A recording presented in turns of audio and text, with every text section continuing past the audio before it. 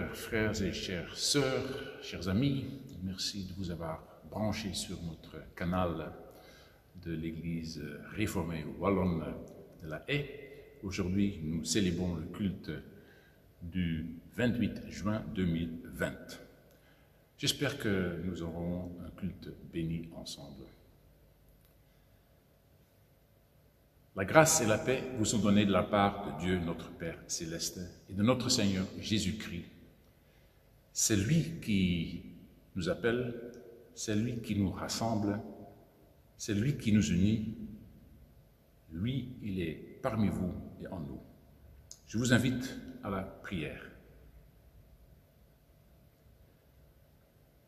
Ô notre Dieu, toi qui nous donnes toutes choses, la vie de nos corps, la vie par ton souffle, et ta parole qui donne éternité à notre humble vie. Nous te remercions pour tous ces dons et aspirons à les recevoir chaque jour. Aide-nous à méditer l'Écriture avec attention, avec respect, avec un vrai désir de recevoir concrètement cette parole de vie que tu adresses à chacun de nous. Fais que non seulement nos esprits soient touchés, mais encore notre cœur, pour mieux t'aimer, toi, notre Dieu, et aimer nos frères et sœurs. Amen.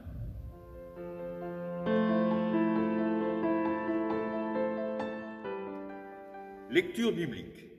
Romains 12, versets 1 et 2, Corinthiens 1, 2, versets 12 à 16.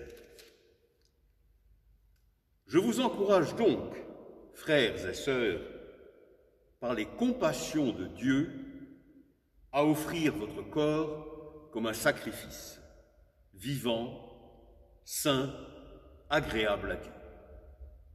Ce sera de votre part un culte raisonnable. Ne vous conformez pas au monde actuel, mais soyez transformés par le renouvellement de l'intelligence, afin de discerner quelle est la volonté de Dieu, ce qui est bon, agréable et parfait. Or, nous n'avons pas reçu l'esprit du monde, mais l'esprit qui vient de Dieu, afin de connaître les bienfaits que Dieu nous a donnés par sa grâce. Et nous en parlons non avec les paroles qu'enseigne la sagesse humaine, mais avec celles qu'enseigne l'Esprit Saint. Ainsi, nous employons un langage spirituel pour exprimer ce qui est spirituel. Mais l'homme naturel n'accepte pas ce qui vient de l'Esprit de Dieu, car c'est une folie pour lui. Il est même incapable de le comprendre, parce que c'est spirituellement qu'on en juge. L'homme, dirigé par l'Esprit, au contraire, juge de tout et n'est lui-même jugé par personne. En effet, qui a connu la pensée du Seigneur et pourrait l'instruire. Or nous avons la pensée de Christ.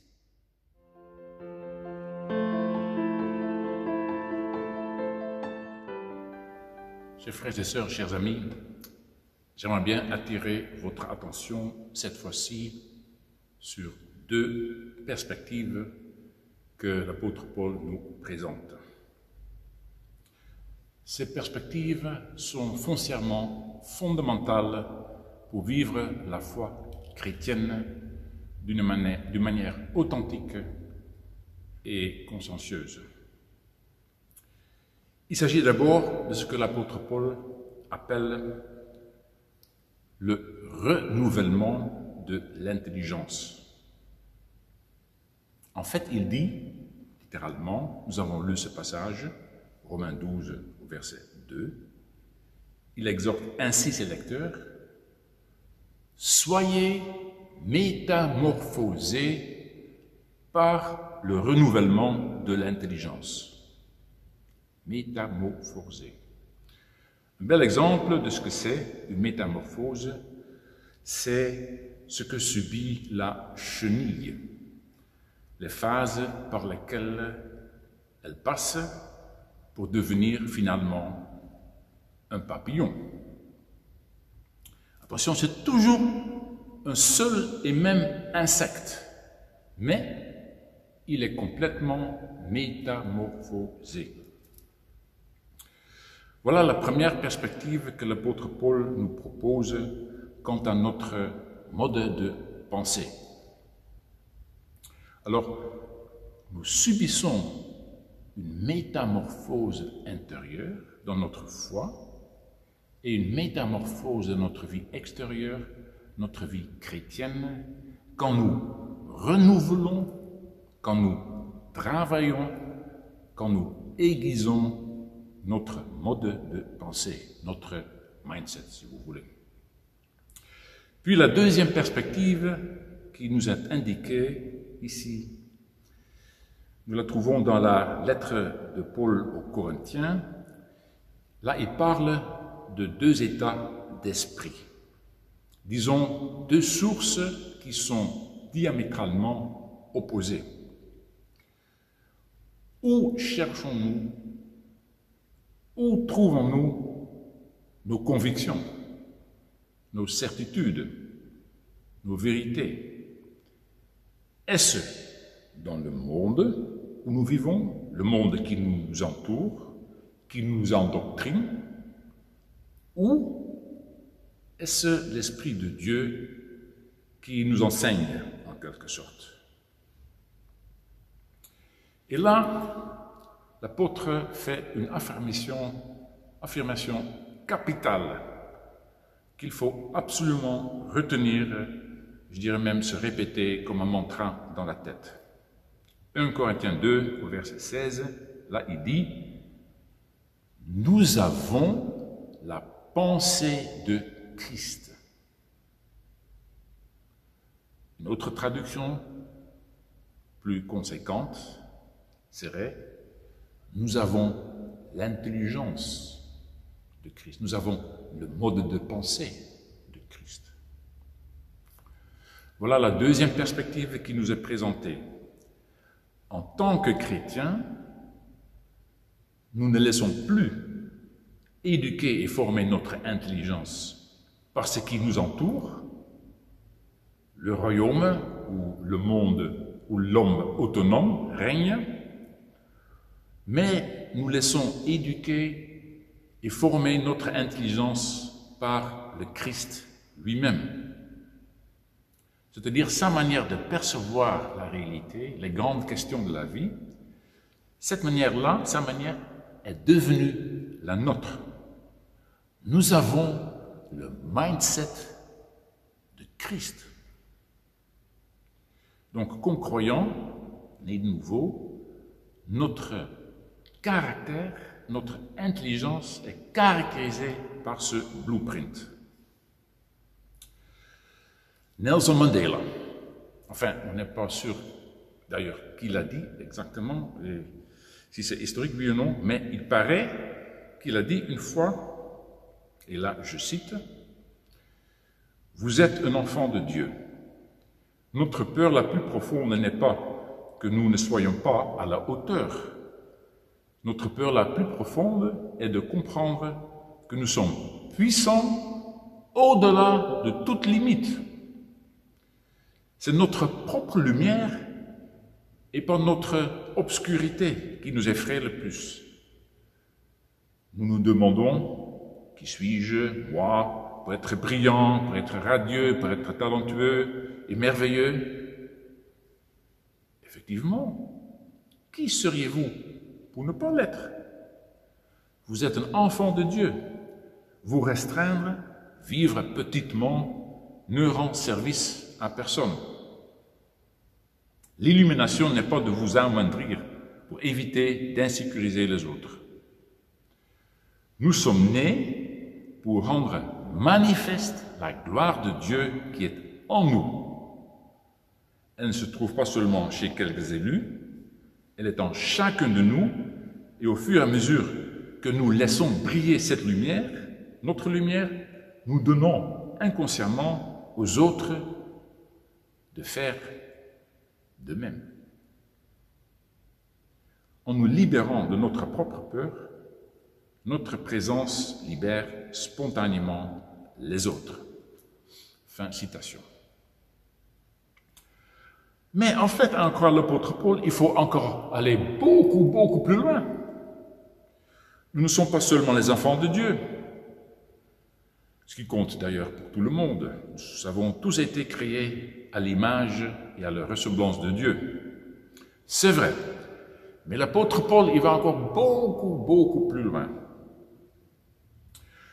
Une fois que nous focalisons notre attention sur le Christ, toute perception change. Lui, il est notre point de départ, il est notre boussole, il est notre frère siamois. Comment se faire transformer dans le renouvellement de notre intelligence? C'est en se laissant inspirer par lui. Alors l'apôtre Paul affirme, nous avons la pensée de Christ, nous avons l'intelligence de Christ, nous avons le mindset de Christ. Ce qui est sûr, c'est ceci, il faut s'y mettre. Il faut entraîner notre mindset. Un exemple. Que faire quand soudain votre voiture part en glisse? Alors là, il faut avoir les bons réflexes. Il faut s'approprier le mindset adéquat. C'est tout un art, mais ça s'apprend. Notre instinct nous dit de monter pleinement sur les freins ou de paniquer tout fort. Mais non. Avec le mindset adéquat, on peut rester calme. Je ne vais pas entrer dans les détails techniques, mais il y a une chose à retenir, c'est à savoir, il faut retenir le cap. Il ne faut pas se laisser détraquer ou se laisser désorienter par la peur. Il faut consciemment projeter le regard dans la direction souhaitée. Le regard, le saviez-vous, le regard dirige votre voiture à 90%. Et après, il faut tirer le volant dans la bonne direction. Et c'est pareil avec notre intelligence, notre mode de pensée. Il faut amener notre intelligence, il faut tirer notre mode de pensée dans la direction souhaitée. À savoir, je me répète, Jésus-Christ, notre point de départ, notre boussole, notre cap, notre frère siamois. Laissons ainsi briller notre lumière par la métamorphose de notre renouvellement de l'intelligence, puisque nous avons le mode de pensée de Jésus.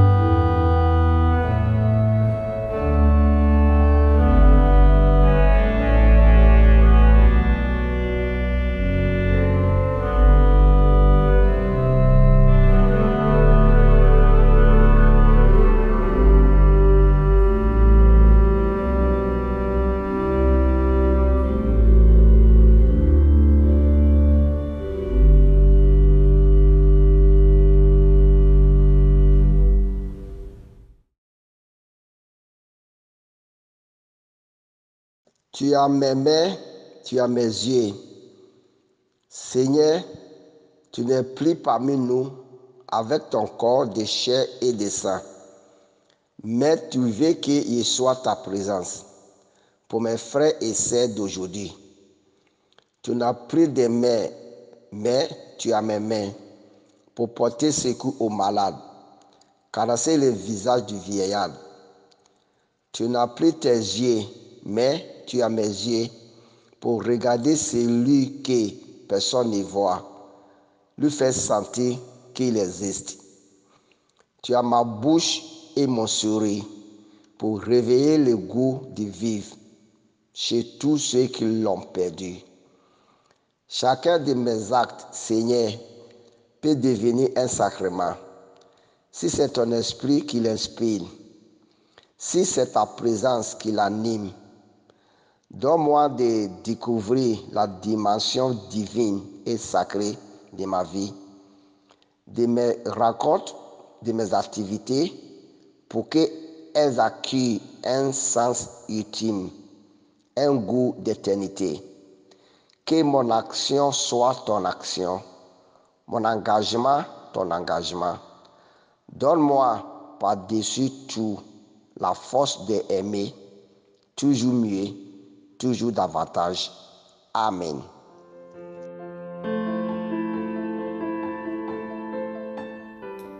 Merci de nous avoir suivis jusqu'ici.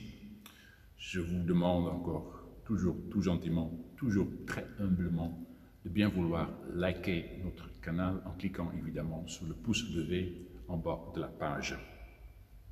Comme ça, vous serez abonné à notre canal et vous ne manquerez plus rien. Je vous demande de nous offrir à la bénédiction. Le Dieu de toute grâce vous a appelé en Jésus-Christ à sa gloire éternelle. Après que vous aurez souffert un peu de temps, il vous rétablira lui-même, vous affermira, vous fortifiera, vous rendra inébranlable. À lui soit la gloire et la puissance au siècle des siècles.